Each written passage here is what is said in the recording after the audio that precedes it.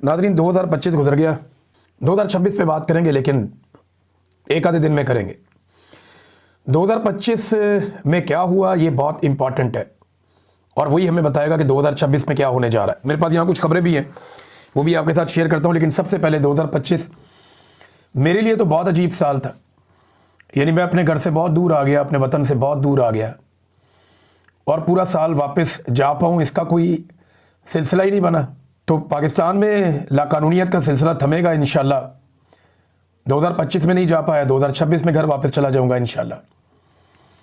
अल्लाह रब्बुल इज़्ज़त बड़ा मेहरबान है, उसने हमेशा पर्दा रखा है, शर्म रखी है, लाज रखी है। उसने हमेशा सब्र दिया, इस्तकामत दिया, हौसला दिया और उसने हर मुश्किल में साथ दिया, हर मुश्किल में हमारी मदद की। तो वो मौला जो अब तक चला रहा है वो आगे भी चलाएगा। जहाँ तक पहुँचे हैं यहाँ तक भी खुद नहीं पहुँचे। मेरा तो कोई मंसूबा था ही नहीं, अल्लाह रब्बुल इज़्ज़त ने किया जो भी किया, जैसे भी किया। लेकिन मैं बहुत दूर आ गया, लेकिन हम वापस आएंगे इंशाल्लाह। हम सब लोग पाकिस्तान वापस आएंगे, अपने घरों को वापस आएंगे, अपनी ज़मीन पे वापस आएंगे और आज़ादी के साथ वापस आएंगे इंशाल्लाह। 2025 में जो चीज़ें हुई वो मैं आपके साथ शेयर करता हूँ। नंबर एक तो ये है कि पाकिस्तान में मिलिट्री एस्टेब्लिशमेंट का जो जुल्म है, जो आसिम मुनीर साहब के ज़ेरे सरपरस्ती हुआ, वो 2025 में भी जारी रहा। दहशतगर्दी में इजाफा हुआ 2025 में, लगातार इजाफा हुआ। भारतीय तैयारे पाकिस्तान एयरफोर्स ने गिराए 2025 में, जबकि फील्ड मार्शल बन के उसका क्रेडिट आसिम मुनीर साहब ने ले लिया और अब वो ताहयात फील्ड मार्शल बन गए हैं। आईनी तरमीम की गई 2025 में, एक और 27वीं आईनी तरमीम जो मिलिट्री एस्टेब्लिशमेंट ने करवाई ज़बरदस्ती, और इसके ज़रिए से फील्ड मार्शल आसिम मुनीर ने इस्तिस्ना भी ले लिया और ये ताहयात इस्तिस्ना है।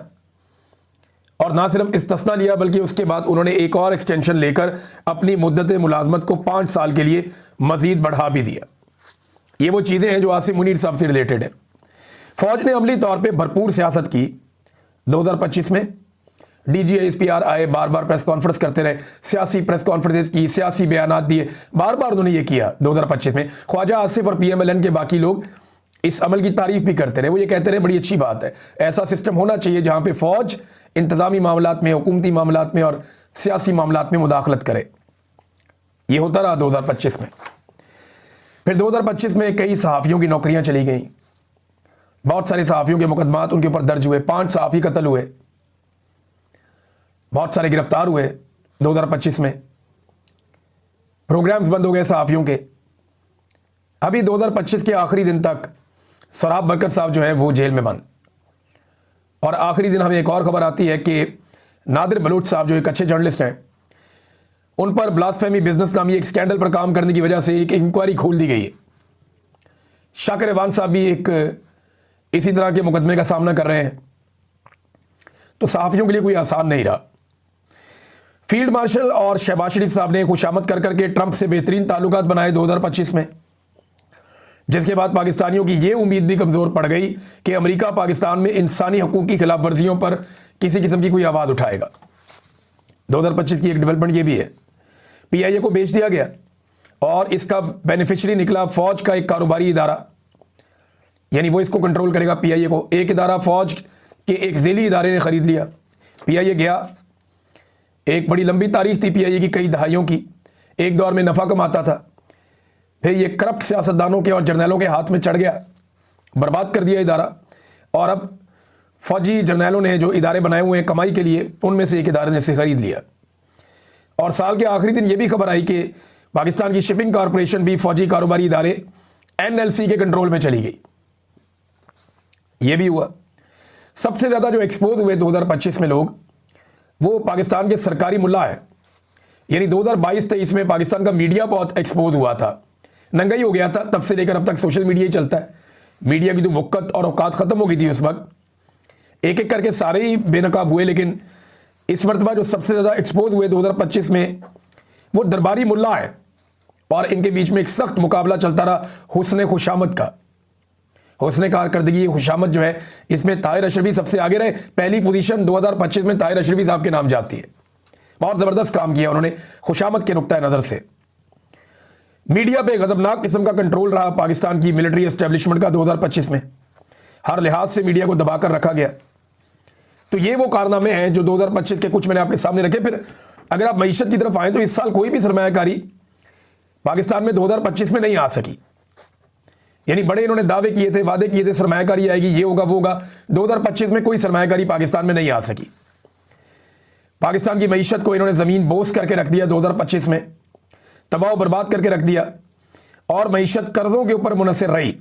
रिकॉर्ड कर्जे पाकिस्तानी हुकूमत ने हासिल किए 2025 में। तरक्याती मनसूबे कोई बड़े दोबारा शुरू नहीं हुए, क्योंकि यही पैसा बचा बचा कर ये कौमी खजाने में दिखा रहे हैं। कोई बड़ा तरक्याती मनसूबा पाकिस्तान में नहीं चल रहा, और जितने तरक्याती मनसूबे पाकिस्तान में चल रहे थे वो सारे के सारे रोक दिए गए हैं। पाकिस्तान में रिकॉर्ड बेरोजगारी और महंगाई हुई 2025 में, और लगातार ये सिलसिला अभी तक जारी है। फिर गंदम का एक स्कैंडल आया, चीनी का एक स्कैंडल आया, किसी ने इनके ऊपर तवज्जो नहीं दी। ये बदतरीन स्कैंडल्स हैं। इसके अलावा IMF ने 5300 अरब की करप्शन की एक रिपोर्ट दी, और कुछ दीगर रिपोर्टें भी करप्शन के हवाले से पाकिस्तान में बहुत ज्यादा सरगर्म रहीं। तो करप्शन भी बड़ी टका के हुई 2025 में। फिर अदलिया के मामला, क्योंकि 27वीं आईनी तरमीम भी आई, तो अदालतें बिल्कुल बेमानी हो गई। जो नापसंदीदा जजेज हैं उन पर जमीन तंग कर दी गई। यानी कई जजेज हैं वो केस ही नहीं सुन पाते, कुछ अदालतों से निकाल दिए गए, कुछ इस्तीफे देकर चले गए, और अपनी मर्जी के जजेस को लगाया गया, जजों को ट्रांसफर कर करके लाया गया। ये 2025 का एक और बड़ा कारनामा जो है वो ये भी रहा। फिर अदालतों ने इमरान खान के केसेस भी नहीं लगाए 2025 में। 8-8, 9-9 माह गुजर गए, एक साल गुजर गया, इमरान खान साहब के वो केसेस जिनकी तारीखें ही पड़ती रही और वो केसेस अदालतों ने सुने ही नहीं। खासतौर पे लाहौर हाई कोर्ट में भी ऐसा होता रहा, लेकिन इस्लामाबाद हाई कोर्ट ने तो रिकॉर्ड कायम कर दिया। फिर अदालतों की कारकर्दगी का आप अंदाजा यहां से लगाएं कि फौजी अदालतों को पाकिस्तान में बाकायदा कानूनी जवाज दे दिया गया। यह 2025 का एक बहुत बड़ा कारनामा है। फौजी अदालतों ने सिविलियंस को न सिर्फ सजाएं दी, बल्कि जो पाकिस्तान की आला अदालतें हैं उन्होंने फौजी अदालतों को जायज करार दे दिया कि ये सिविलियन को सजा दे दें। तो अदलिया का अमली तौर पे वजूद खत्म हो गया। मखसूस नशिस्तें छीन कर माले गनीमत की तरह बाकी पॉलिटिकल पार्टीज में बांट दी गई। 2025 का एक बड़ा कारनामा यह भी है। इमरान खान को बार बार 2025 में कैद तन्हाई में रखा गया। इमरान खान साहब को मजीद सजाएं सुनाई गई, जिनमें इमरान खान साहब को सजा दी गई, अलकादर में इमरान खान साहब को सजा दी गई, तोशाखाना 2 के अंदर, और अब यह कहा जा रहा है कि इमरान खान साहब को 9 मई के अंदर भी सजा दी जाएगी। वो मैं आपको बताता हूं आगे चल के, उस पर मेरे पास खबर है। एक खवातीन की तजलील का सिलसिला जारी रहा 2025 में। इंसानी हकूक की बदतरीन पामालियां जारी रहीं 2025 में।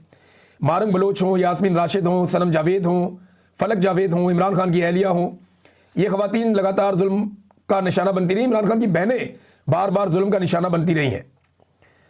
फिर नादरीन, मुरीदके में नहत्ते अवाम पे गोली चलाई गई, लाशें छुपाने के इल्जामात लगे। रिजवी बरादरान अभी तक गायब हैं 2025 में, और तहरीक लब्बैक एक इंतहाई रेत की दीवार साबित हुई। वो दोबारा खड़े होने के काबिल भी नहीं हुए, और वो कुछ कह भी नहीं पाए। यानी पूरी की पूरी जमात ही ढह गई और कुछ भी ना कर पाए वो। ये भी 2025 में याद रखा जाएगा। नवाज शरीफ को 2 मरतबा धूप लगवाई गई 2025 में निकाल कर, लेकिन धूप लगवाने वालों को समझ आ गई कि मियां साहब से कोई काम नहीं हो सकता, लिहाजा वापस पेटी पैक कर दिया गया मियां साहब को। रिकॉर्ड जूते पॉलिश हुए, और जूते पॉलिश का एक आलमी मुकाबला पाकिस्तान में हुआ। आलमी सतह पर शहबाज शरीफ को शू शाइन बॉय का खिताब मिला 2025 में, और बड़ी सियासी जमातों ने बड़ा मुकाबला किया पाकिस्तान में कि आसिम मुनीर के जूते सबसे अच्छे पॉलिश कौन करता है। ये 2025 में शानदार कारकर्दगी हुस्न जूते पॉलिश। PMLN और पीपल्स पार्टी में सख्त मुकाबला था, जबकि जो कामरान टेसोरी साहब हैं, गवर्नर सिंध, उन्होंने इसके अंदर बड़ी शानदार कारकर्दगी दिखाई। वो आउट ऑफ द बॉक्स आए और कमाल काम किया उन्होंने। फिर नाजरीन, एयरफोर्स का एक खसूसी तैयारा, ये सियासी खानदान की टैक्सी बना रहा। यानी जिसका दिल करता था तैयारा लिया निकल गए, जिसका दिल करता था एयरफोर्स का तैयारा लिए निकल गए, पता नहीं किराया भी देते या नहीं देते। 2025 में हमने ये भी देखा होते हुए, और बार बार होते हुए देखा। 2025 का जो पूरा साल है, इसमें पाकिस्तान तहरीक इंसाफ के सोशल मीडिया ने दीगर सियासी जमातों और एस्टेब्लिशमेंट के अलावा आपस में भी खुलकर लड़ाई की है। यानी पाकिस्तान तहरीक इंसाफ के सोशल मीडिया या लोगों ने जो आपस में लड़ाई की, उसका बहुत फायदा उठाया एस्टेब्लिशमेंट ने और हुकूमत ने। एक दूसरे पे टका के फतवेबाजी की गई कि ये भी कंप्रोमाइज है, वो भी कंप्रोमाइज है, ये भी गद्दार है, वो भी गद्दार है। तो एस्टेब्लिशमेंट से लड़ी तहरीक इंसाफ और उसका सोशल मीडिया, और जो मौजूदा हुकूमती जमातें उनसे भी लड़ी। लेकिन आपस में बड़ी टका के लड़ाइयाँ की इन्होंने। लेकिन अब 2025 के इख्तिताम में मैं देख रहा था कि एक सोच पैदा हो रही है तहरीक इंसाफ में कि इसका उन्हें नुकसान हुआ और अब वो इकट्ठे होना चाहते हैं। हो सकता है कि आने वाले दिनों में ये सेंस प्रिवेल करे और पाकिस्तान तहरीक इंसाफ ज़्यादा मजबूती के साथ वो चीज़ें कर सके जो वो पहले से करना चाह रही।